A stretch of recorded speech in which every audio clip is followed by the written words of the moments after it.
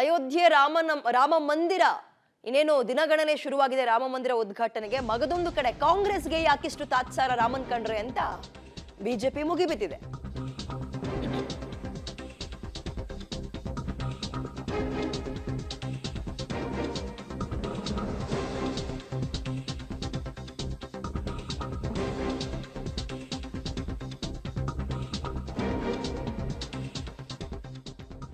Okay, touring talkies ನಲ್ಲಿ ಗೊಂಬೆ ಇಟ್ಟಿದ್ದಾರೆ ಅನ್ನಿಸ್ತು. ಅಂದ್ರೆ ಇದು ರಾಮ ಮಂದಿರ ಮುಂಚೆ ಹೇಗಿತ್ತು ಅನ್ನೋದಕ್ಕೆ ಸಂಬಂಧಪಟ್ಟಂತೆ ರಾಜಣ್ಣ ರಾಮನನ್ನ ಟೂರಿಂಗ್ ಟಾಕೀಸ್ ಗೊಂಬೆಗೆ ಹೋಲಿಸಿದ್ರು. ಹರಿಪ್ರಸಾದ್ ಬಳಿಕ ಸಚಿವ KN ರಾಜಣ್ಣ ಕೂಡ ರಾಮನ ಬಗ್ಗೆ ವಿವಾದಾತ್ಮಕ ಮಾತುಗಳನ್ನ ಆಡಿದ್ರು. ಅದಕ್ಕೀಗ ಪ್ರಶ್ನೆ ಮಾಡ್ತಾ ಇದ್ದಾರೆ, ಕಾಂಗ್ರೆಸ್ಗೆ ಯಾಕಿಷ್ಟು ತಾತ್ಸಾರ? ಬಿಜೆಪಿನ ವಿರೋಧಿಸ್ಕೊಳ್ಳಿ, ಆದ್ರೆ ಆ ನೆಪದಲ್ಲಿ ಶ್ರೀರಾಮನಿಗೆ ಯಾಕೆ ಅಪಮಾನ ಮಾಡ್ತಾ ಇದ್ದೀರಿ? ಹಿಂದುಳಿದ ವರ್ಗಗಳ ಒಕ್ಕೂಟ ಸಮಾವೇಶದಲ್ಲಿ ನಾರಿಗೆ ಹರಿಬಿಟ್ಟಿದ್ರು ಸಚಿವ ರಾಜಣ್ಣ. ಬಾಬ್ರಿ ಮಸೀದಿ ಬೀಳಿಸಿದಾಗ ಅಲ್ಲಿಗೆ ಹೋಗಿದ್ದೆ ನಾನು, ಆಗ ನೋಡಿದ್ದೆ ರಾಮ ಹೆಂಗಿದ್ದ ಅಂತ. ಒಂದು ಟೆಂಟ್ ಅಲ್ಲಿ 2 ಗೊಂಬೆ ಇಟ್ಟು ಅದೇ ರಾಮ ಅಂತ ಹೇಳಿದ್ರು ಅಂತ ವ್ಯಂಗ್ಯ ಆಡಿದ್ದಾರೆ. ಟೂರಿಂಗ್ ಟಾಕೀಸ್ ನಲ್ಲಿ ಗೊಂಬೆ ಇಟ್ಟಿದ್ದಾರೆ ಅನ್ನಿಸ್ತು. ಅದು ನೋಡ್ಕೊ ಬಂದಾಗ ಬಾಬ್ರಿ ಮಸೀದಿ ಬೀಳಿಸಿದಾಗ ಹೋಗಿದ್ದೆ ನಾನು ಅಂತ ಹೇಳೋದ್ರ ಮುಖಾಂತರ ಟೂರಿಂಗ್ ಟಾಕೀಸ್ ಗೊಂಬೆಗೆ ರಾಮನನ್ನ ಹೋಲಿಸಿದ್ರು. ಇವತ್ತು ಅದೇ ಜಾಗದಲ್ಲಿ ರಾಮ ಮಂದಿರ ಎದ್ದು ನಿಂತಿದೆ. ಉದ್ಘಾಟನೆಗೆ ದಿನಗಣನೆ ಶುರುವಾಗಿದೆ. ಬಟ್ ಈಗ ಜನ ಕೇಳ್ತಾ ಇದ್ದಾರೆ, ನೀವು ಬಿಜೆಪಿನ ಟೀಕಿಸಿ, ಆದ್ರೆ ಬಿಜೆಪಿ ಟೀಕಿಸೋ ಬರದಲ್ಲಿ ರಾಮನನ್ನ ಯಾಕೆ ಇಷ್ಟೊಂದು ಅವಹೇಳನ ಮಾಡ್ತಾ ಇದ್ದೀರಿ ಅಂತ ಎಡವಟ್ಟು ಮಾಡ್ಕೊಂಡಿದೆ ಕಾಂಗ್ರೆಸ್ ಇದೀಗ. ಶ್ರೀರಾಮನ ದೇವಸ್ಥಾನ ಕಟ್ಟಿಸ್ತಾರಲ್ಲ, ಅಲ್ಲಿ ಶ್ರೀರಾಮನ ದೇವಸ್ಥಾನ ಇನ್ನೊಂದು 5-6 ತಿಂಗಳು ಕಳೀಲಿ ಏನೇನು ಬರ್ತವೆ ಏನೇನು ಅಂತ ಹೇಳ್ತೀವಿ. ಯಾವತ್ತೂ ಕೂಡ ಶ್ರೀರಾಮ ಎಲ್ಲ ಜನರನ್ನು ಕೂಡ ಆಶೀರ್ವದಿಸ್ತಕ್ಕಂಥವ್ರು. ಅದಕ್ಕೋಸ್ಕರ ರಾಮರಾಜ್ಯದ ಕಲ್ಪನೆ ಬಂದಂಥದ್ದು. ಈಗ ಅದು ಬಿಜೆಪಿ ಶ್ರೀರಾಮನ ಮೋದಿ ಶ್ರೀರಾಮನ ನೋಡೋಣ ಅದೇನಾಗ್ತದೆ. ಸಂದೇಶ ನಮ್ಮೂರಲ್ಲಿ ಸುಮಾರು 100 ವರ್ಷಗಳ ಇತಿಹಾಸಗಳು ಶ್ರೀರಾಮನ ದೇವಸ್ಥಾನಗಳಿದ್ದಾವೆ. ಹೆಚ್ಚು ಪಾವಿತ್ರತೆ ಇರ್ತಕ್ಕಂಥ ದೇವಸ್ಥಾನಗಳಿದ್ದಾವೆ. ಈಗ ಅವ್ರು ಬಿಟ್ಬಿಟ್ಟು ಇವರು ಎಲೆಕ್ಷನ್ಗೋಸ್ಕರ ಒಂದು ದೇವಸ್ಥಾನ ಕಟ್ಬಿಟ್ಟು ಇದು ಮಾಡ್ತಾರೆ, ಅದು ಇದು ಅಂತ ಹೇಳಿದ್ರೆ ನಿಜವಾದಂತಹ ಇದು ಜನರಿಗೆ ಮಾಡ್ತಕ್ಕಂಥ ಮೋಸದ ಕೆಲಸ ಅಂತ ತಿಳ್ಬೋದು. ನಾವು ರಾಮನ ಭಕ್ತರು. ನಾನು ಹೋಗಿದ್ದೆ ಬಾಬ್ರಿ ಮಸೀದಿ ಬೀಳಿಸಿದಾಗ, ಇವ್ರು ಶ್ರೀರಾಮನ್ ಇದ್ದಾಗ ನಾನು ಹೋಗಿದ್ದೇನೆ ಅಯೋಧ್ಯೆಗೆ. ಒಂದು ಟೆಂಟಲ್ಲಿ 2 ಗೊಂಬೆ ತಗೊಂಡೋಗಿ ಕೊಟ್ಟು ಶ್ರೀರಾಮನ ಇವನೇ ಅಂತ ಹೇಳೋರು. ನಾವು ನಮ್ಮೂರಲ್ಲಿರೋ ರಾಮೇಶ್ವರ ಕೋಳಿಗೆ ಹೋಗಿ ದೇವಸ್ಥಾನದೊಳಗೆ ಒಳಗಡೆ ಹೋದರೆ ನಮ್ಗೆ ಆ ದೇವಸ್ಥಾನದಲ್ಲಿ ಕಾಲಿ ಕೂಡಲೇ ನಮ್ಗೆ ಒಂಥರ ವೈಬ್ರೇಷನ್ನು, ಒಂದು ರೀತಿ ನನಗೆ ದೇವ್ರ ಬಗ್ಗೆ ಭಕ್ತಿ ವಿಶ್ವಾಸ ಬರ್ತದೆ. ಅಲ್ಲವತ್ತು ನಾನು ಹೋಗಿದ್ನಲ್ಲ, ಏನು ಅನ್ನಿಸ್ಲೇ ಇಲ್ಲ ನನಗೆ. ಯಾವುದೋ ಟೂರಿಂಗ್ ಪ್ಯಾಕೇಜಲ್ಲಿ ಏನೋ ತಂದಿದ್ದಾಗಿ ಇದು ಇಟ್ಬಿಟ್ಟವ್ರು 2 ಗೊಂಬೆ ಹೊತ್ತು. ಇವತ್ತೇನು ಮಾಡೋರೋ ಗೊತ್ತಿಲ್ಲ, ಮುಂದೆ ನೋಡಿ. ನಾನು ಇದನ್ನು ಯಾಕೆಂದರೆ ಜನರ ಭಾವನೆಗಳನ್ನು ಅದನ್ನು ನಾವು ಕೇಳ್ತಾರೆ ಅಂತೇಳಿ ಅವ್ರನ್ನ ಕೆಟ್ಟ ದಾರಿನಲ್ಲಿ ತಗೊಂಡು ಹೋಗ್ಬಾರ್ದು ಅಂತ. ಈಗೆಲ್ಲ ಶ್ರೀರಾಮನ ದೇವಸ್ಥಾನ ಕಟ್ಟಿಸ್ತಾರಲ್ಲ, ಅಲ್ಲಿ ಒಂದ್ ಕಡೆ ರಾಮ ಮಂದಿರದ ಬಗ್ಗೆ ಒಂದು ಮಾತಾಡಿದ್ರೆ ಕಡಿಮೆ, 2 ಮಾತಾಡಿದ್ರೆ ಹೆಚ್ಚು, ಬಹಳ ಜೋಪಾನವಾಗಿರಿ ಅಂತ ಹೈಕಮಾಂಡೇ ಹೇಳಿ ಕಳಿಸಿದೆ. ಅಷ್ಟಿದ್ರೂ ಕೂಡ ಇಂತಹ ತಾತ್ಸಾರದ ನುಡಿಗಳಿಗೆ ತುಮಕೂರಿನಲ್ಲಿ ರಾಜಣ್ಣ ಮಾತಾಡೋದು ಸಚಿವರು ಏನ್ ಹೇಳಬೇಕು? ಹಾಗಾದ್ರೆ ನೀವು ರಾಮ ಮಂದಿರಕ್ಕೆ ಹೋಗ್ತಿರೋ ಬಿಡ್ತಿರೋ ಅದು ವಿಚಾರ ಅಲ್ಲ. ಮಗದೊಂದ್ ಕಡೆ ಅದ್ರ ಬದಲು ಮಾತಾಡದೆ ಸುಮ್ಮನಿದ್ರಾದ್ರೂ ಆಗ್ತಿತ್ತು. ಅವ್ರು ಹೇಳೋದೇನು, ಈ ಟೆಂಟ್ ಟಾಕೀಸ್ ನಲ್ಲಿ ಆಗ ಟೆಂಟ್ ನಲ್ಲಿ 2 ಗೊಂಬೆ ಕೂರಿಸಿದ್ರು ಅನ್ನೋ ಹೇಳಿಕೆಯನ್ನು ಕೊಡೋದ್ರ ಮುಖಾಂತರ ಅವಹೇಳನ ಮಾಡುವಂಥದ್ದು. ಸ್ವಧರ್ಮದವರೇ ಈ ರೀತಿಯಾಗಿ ಮಾತಾಡಿದ್ರೆ ಇನ್ ಬೇರೆಯವ್ರನ್ನ ಕೇಳ್ಬೇಕಾ? ಈಗೆಲ್ಲ ಶ್ರೀರಾಮನ ದೇವಸ್ಥಾನ ಕಟ್ಟಿಸ್ತಾರಲ್ಲ, ಅಲ್ಲಿ ಶ್ರೀರಾಮನ ದೇವಸ್ಥಾನ ಇನ್ನೊಂದು 5-6 ತಿಂಗಳು ಕಳೀಲಿ ಏನೇನು ಬರ್ತವೆ ಏನೇನು ಅಂತ ಹೇಳ್ತೀವಿ. ಯಾವತ್ತೂ ಕೂಡ ಶ್ರೀರಾಮ ಎಲ್ಲ ಜನರನ್ನು ಕೂಡ ಆಶೀರ್ವದಿಸ್ತಕ್ಕಂಥವ್ರು. ಅದಕ್ಕೋಸ್ಕರ ರಾಮರಾಜ್ಯದ ಕಲ್ಪನೆ ಬಂದಂಥದ್ದು. ಈಗ ಅದು ಬಿಜೆಪಿ ಶ್ರೀರಾಮನ ಮೋದಿ ಶ್ರೀರಾಮನ ನೋಡೋಣ ಅದೇನಾಗ್ತದೆ. ಸಂದೇಶ ನಮ್ಮೂರಲ್ಲಿ ಸುಮಾರು 100 ವರ್ಷಗಳ ಇತಿಹಾಸಗಳು ಶ್ರೀರಾಮನ ದೇವಸ್ಥಾನಗಳಿದ್ದಾವೆ. ಹೆಚ್ಚು ಪಾವಿತ್ರತೆ ಇರ್ತಕ್ಕಂಥ ದೇವಸ್ಥಾನಗಳಿದ್ದಾವೆ.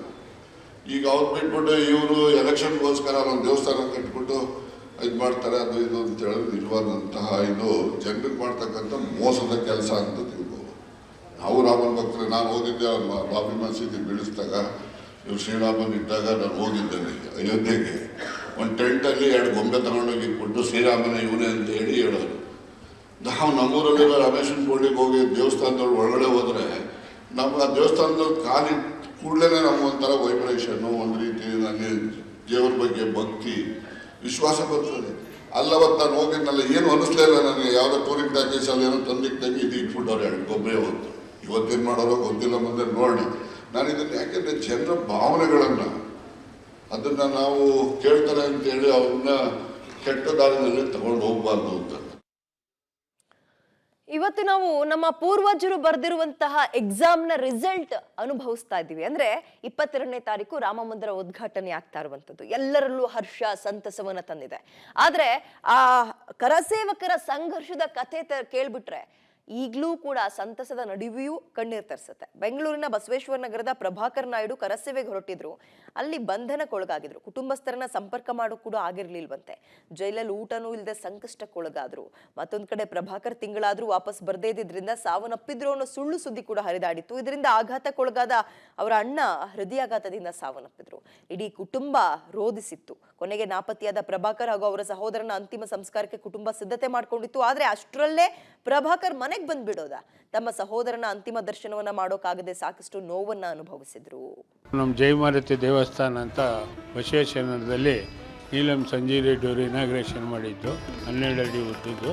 ಅಲ್ಲಿ ನಾವು ಆ ಕಲ್ಲು, ಕರಸೇವೆ ಕಲ್ಲು, ಇಟಿಕೆ ಕಲ್ಲನ್ನ ಇಕ್ಕಿ ಪೂಜೆ ಮಾಡಿ, ಇದೇ ಸುರೇಶ್ ಕುಮಾರು ಮತ್ತು ವಿರೇಕ್ ಮಟ್ಟು ಮತ್ತು ದೊಡ್ಡ ದೊಡ್ಡ ವ್ಯಕ್ತಿಗಳೆಲ್ಲ ಬಂದು ಅಲ್ಲಿಂದ ಪ್ರೊಸೆಷನ್ ಮಾಡಿ ದೇವಸ್ಥಾನ ಎಲ್ಲ ನಮ್ಮನ್ನು ಕರ್ಕೊಂಡೋಗಿ ರೈಲ್ವೆ ಸ್ಟೇಷನ್ನಲ್ಲಿ ಬಿಟ್ಟರು.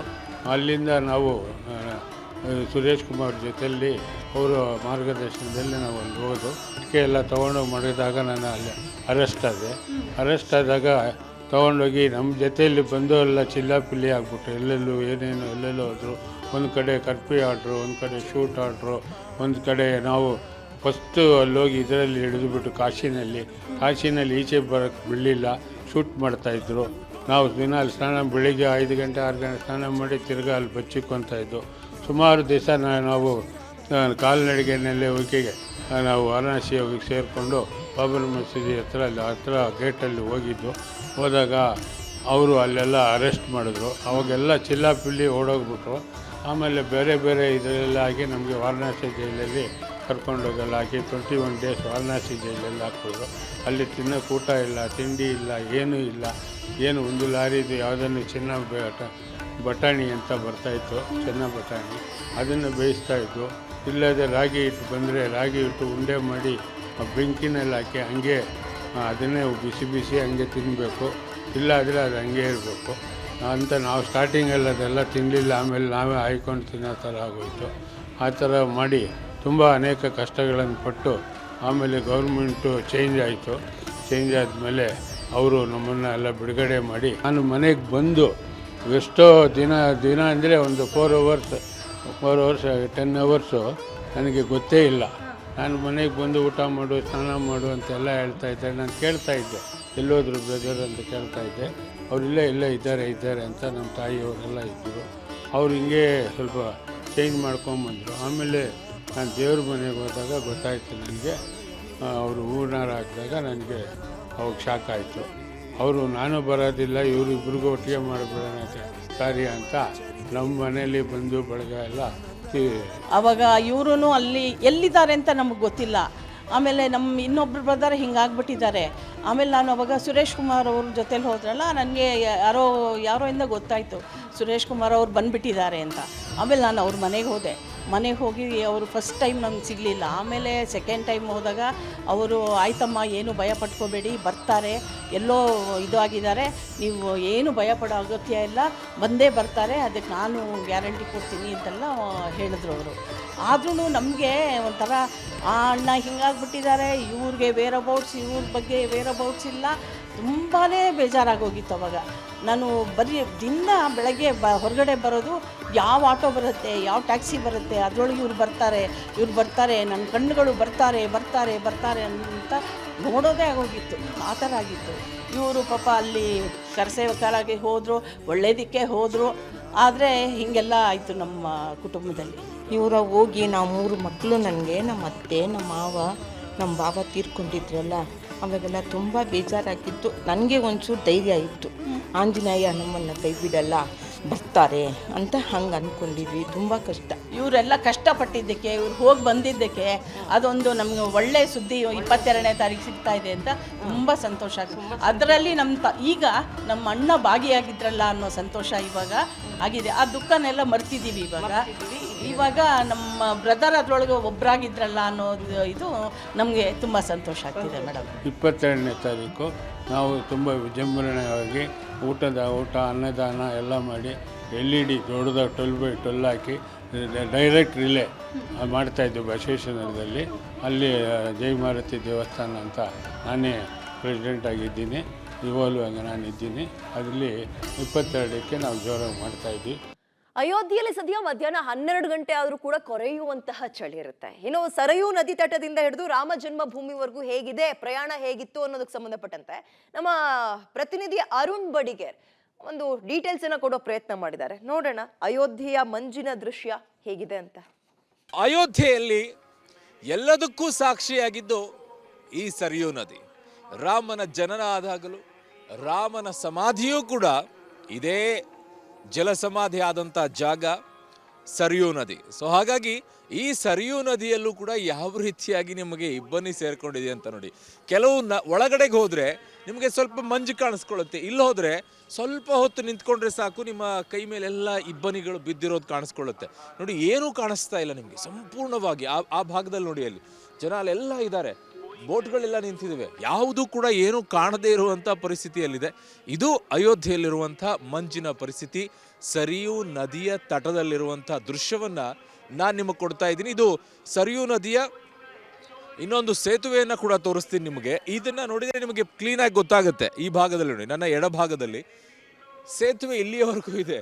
ಮುಂದೆ ನಿಮಗೆ ಹೋಗ್ತಾ ಹೋಗ್ತಾ ಕಾಣೋದೇನೇ ಇಲ್ಲ. ಎಷ್ಟು ಫೀಟಲ್ಲಿ ನಿಮಗೆ ಕಾಣೋದಿಲ್ಲ ಅಂತ ನೋಡಿ, ದೃಶ್ಯದಲ್ಲಿ ನಿಮ್ಗೆ ಗೊತ್ತಾಗುತ್ತೆ ಆ ಬ್ರಿಡ್ಜ್ ಎಲ್ಲಿವರೆಗೂ ಕಾಣುತ್ತೆ ಅಂತೇಳಿ.